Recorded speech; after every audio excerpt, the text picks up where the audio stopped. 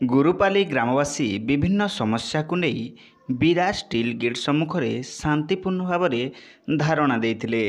सूचना अनुଯାयी संबलपुर जिला रेंगाली ब्लॉक अंतर्गत विराज स्टील सम्मुखें आज गुरुपाली ग्रामवासी माने विभिन्न समस्या को नहीं शांतिपूर्ण भाव में विराज गेट बंद करते। दीर्घ 10 वर्षरू अधिक समय हब गुरुपाली अंचलवासी विभिन्न समस्या छंदी होउछंती। बारंबार कंपानी एवं प्रशासन को गुहारी करिले मध्य केही शुणु नथिले। शेष में बाध्य होई आज ग्रामवासी माने एकत्र होई विराज स्टील गेट बंद करते।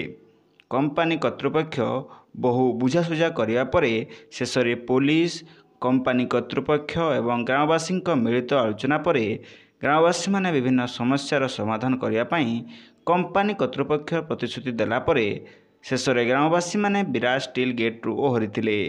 जदि कंपानी कर्तृपक्ष आगामी दिन में यार समाधान न करती ताहेले भयावह आंदोलन हेबो बोली ग्रामवासी माने चेतावनी मध्य देइछंती। संबलपुर रेंगाली बसंत रणांक रिपोर्ट संधान न्यूज। मोहिनी किसान हूँ एसटी विकास कमिटी रो असिस्टेंट सेक्रेटरी।